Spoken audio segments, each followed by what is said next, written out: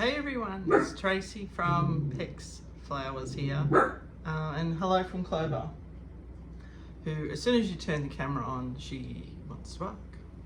I'm talking today, I'm hiding in my flower studio because feels like another day of intense heat. It's not as bad, there's no heat wave warning, but it's pretty yuck outside. I have just moved my sprinklers. I'm not really good to water in the middle of the day as a rule, but when power is expensive and we have solar, we water when we can. So we're doing that right now. And I'm looking out my window watching a big grasshopper eat a heliconia leaf. There you go. I have my water, and yes, it is water.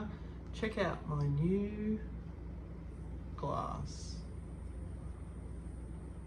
Wine glass, but big water glass, cold water out of my fridge. So cheers. So I've been doing this now for just my third year. I think that's right, yeah. And like I said before, I've tried all flowers, I think just about, bought all the seeds, been doing heaps of trials. So today I've pretty much got a list here, and I'll be looking down at my notes, and I'll put some pictures here to go with what I'm talking about, of the flowers I'll be growing in 2024. And these first ones are ones I'll be growing all year, so I can grow those all year here. So I've broken them up into 4 groups. So the first group is your focus flowers. So they're your main flowers in a bouquet. What we call feature flowers, focus flowers. And a bit crooked. Is that better? So for me, roses. So they're forever. I've just ordered some more. I've got a list I'm getting these from Wagner's in South Australia. Sounds like a long way for Rose to come, I know, but I really like their service, their product, their web page, so check it out. I've got the link in the description in this video. Yeah, so, and the other thing I would say is join up to the Rose Society in your state. I got a 10% discount with Wagner's if you do that, which is nice. And for 1 year you get some literature and things sent to you. I haven't continued the subscription. I got as much knowledge as I think I could gain in that time, but it's up to you how long you stay joined for. But the lady rang me from the society and asked me why I wasn't continuing with my subscription, and I was honest with her, as I only know how to be. That's better. And I just said, look, thank you very much. I've had a very interesting read of the monthly magazine, blah, blah, blah. And I won't be continuing it at this time. So that's okay. Yeah. Right, so the roses.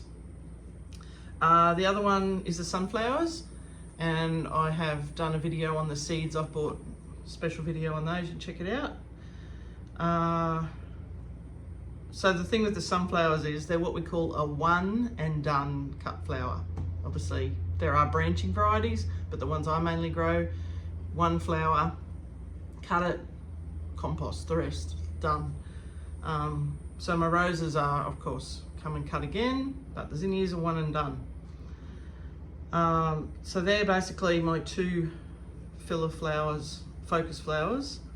The rest in the next pile are called what I call my filler flowers. They're the ones around my focus flowers.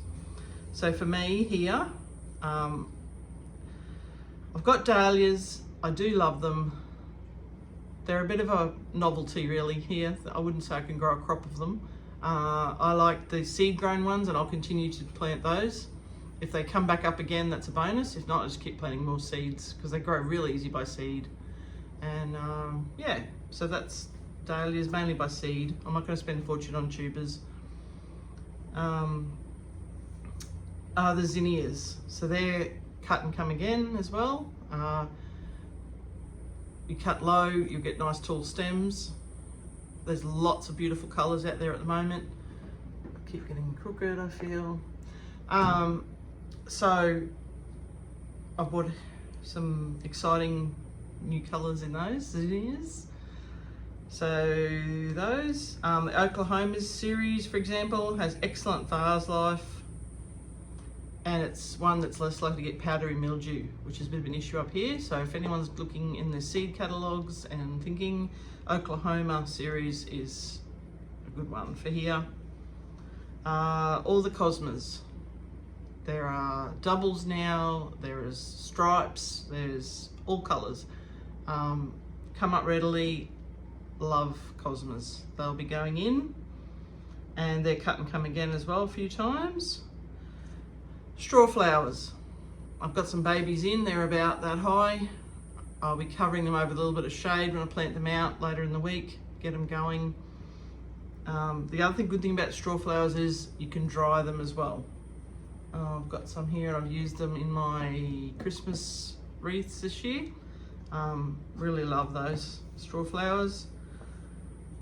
Okay, and then the next group is what I call the texture flowers. So they add interest with the feel, the look, sometimes a little bit fluffy or spear shape. So that's a little bit interesting.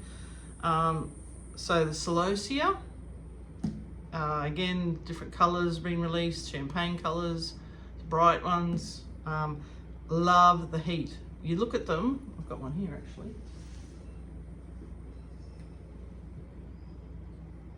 Oh, out of focus. There we go. So look at the foliage. You would think this would not like the heat. Loves the heat. Celosia. There's also the wider ones. You might have seen those years ago. We used to call them coxcomb. I really like this sort of look rather than the wide ones. So definitely those. Tansy, I actually have some of that here too. So that's the herb.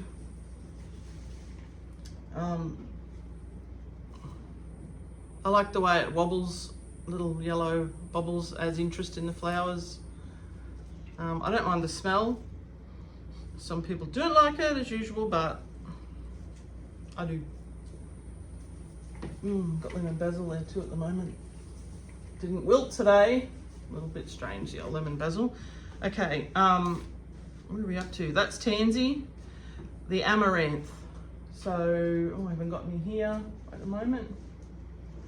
But everyone knows the amaranth. Maroon, usually big sprays, or the hot biscuit, which I'll put a picture up.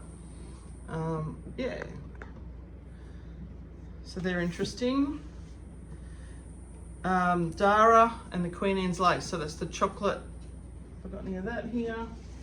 Anyway, put a picture up.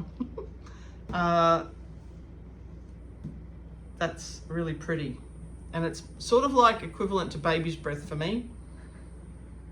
It gives that same white, fluffy, romantic look. Okay. And of course in that group I also put dill. So you've got that same round disc of little tiny flowers, but in a yellow colour. And it grows really well, and it gives off a scent as well, which is a bit fun. So I'll put those three together in the same group. Gomphrena, so that's your bachelor buttons. And do I have one? Oh yes, I have a pink one. So they come in purple, pink, the raspberry and cream, that's the two-tone one. White, it's a little bit dirty colour, but cream, white. So they're definitely those. Oh, there's also red, Strawberry Fields. It's a little bit different. It's quite a cherry red. It's a different species, not as rampant, still pretty. And I'm not sure about aggregatum. I know everyone tells me it's a weed, it's a weed. There is actually, can you see that? Powder puff blue. There is actually a type that is not a weed and is a growing plant called marketers. what's it called? Marketers, where are we? Marketers Blue. So we will, I'm not really sure about that yet. We'll see. Okay, and then I've got another little section here, which are going to be sort of my special flowers that I grow. When I have them, when not sort of thing. So you put a batch of bulbs in, you get them up, they're a one and done. The gladioli. Grows, flower spike, cut, done for that year. So that's what we call one and done. Here's, love my gladiolis. So this is just about the end of these guys at the moment. I've got a couple of colours. I think they were on special, so I sort of like to buy them as cheap as I can. Of course, more value. Yeah. What else have I got there? Oh, the LA lilies. So they're a hybrid. Oh, this keeps moving. They are a hybrid that grows well here and doesn't have the scent that I dislike. I don't like the scent. So they're the Asiatic lily, which is a white Christmas lily, crossed with, no, tell a lie, longifolium, which is the white Christmas lily that we all know in the tropics that would come up and flower around Christmas time. White trumpet shaped flower. They've crossed that with the Asiatic lily, just calling it the LA lily. So it does grow well up here. Our conditions. And now I've got a range of colours. Which I'll put a picture. I've got those in and I had them this year. I've left the bulbs in, so I'm going to see what happens. With the LA lilies and the gladioli, I have a new idea for the future because I do lose some with rotting. Some are fine, I lose a few rotting. It's just the way it is. So I have a lot of buckets that have been given to me recyclable from a cafe and a restaurant. And they've had like mayonnaise in and stuff like that. So I'm going to drill holes in the bottom and make some big pots and plant those bulbs in those. And when they're done, I'm going to take them out of the weather and put the whole bucket out of the rain in my shed somewhere. And they can stay in that dirt and it can dry out and that's fine. And then I can bring them out again when the wet season's over. So that's my plan going forward with those varieties. You could sit the bucket out in your garden if you wanted to try it, and hide it with something, make it look okay, but definitely container. You can grow them in a container, so let's do it. I'm just going to do it on a little bit bigger scale. I'm not sure how many buckets I'll have yet. So that's the plan, so I might not lose as many bulbs as I have in the past. But I will continue to buy them because I love them. Okay, now where I get those from. Teslas, they still produce a mail order catalogue. Garden Express still produce a mail order catalogue. Comes in the mail, very exciting. It's like $19.85. So that certain times a year you can buy those from there. Those are about the only two things in the catalogue that do grow up here. So don't get excited by the ranunculus and the freesias and the daffodils. It just about what makes you cry if you love flowers, but don't do it to yourself. Every year or so, one of the companies sends me a thank you present for ordering gladiolis and LA lilies. A small bag of daffodils. I put them in, just thinking, sorry guys, off you go. And of course I don't see a flower. So it's a bit sad. I feel sorry. It was a bit of a death wish planting a daffodil here. But anyway, you can also get those through Mr. Fothergill's and the good old giant green shop, starting with capital B. Yeah. Now, when winter comes around fleetingly in the Whitsundays, which is, some people would say one day, a Wednesday last year, I would say the cooler months of the year are sort of, I have a bit of a rule and it's around after Anzac Day. So I've got to go with that. Every year is different. This year has been really hot. Last year was not so much. So I've got to adapt to that and plan things out when I can. Hence, next week is Valentine's Day. I'm not going to have as much for people this year as I did last year. I planned for it, but if the weather won't let me, I can't do much about that. I'm pretty good, but I'm not that good. So back to winter, cooler months we'll call them. I have some additional things that I'll be planting that just bonuses really. If they go well, they go well. If not, it's a bit up to the weather, of course. So on that list, snapdragons. You can grow them by seed, very slow. You get these little green things up and they just sit there and sit there and sit there, and very hard to get going. Definitely still worth it, but if you buy a few punnets at the store starting with B, plant your snapdragons that way. Cornflowers, get them in when it's cooler. Status, would you believe? And the other thing with the status this year is I'm going to make a bed on the hill down from the roses a bit on the bank so that they don't get watered as much as my other stuff. They have not liked the added moisture with the heat, so I will be definitely planting those in a drier space and see if I can get those to last longer this year. The other thing I haven't spoken about is my chrysanthemums. Bought some in middle of last year as little babies. They're out there. They've had their second cut on Australia Day, as I mentioned before. They are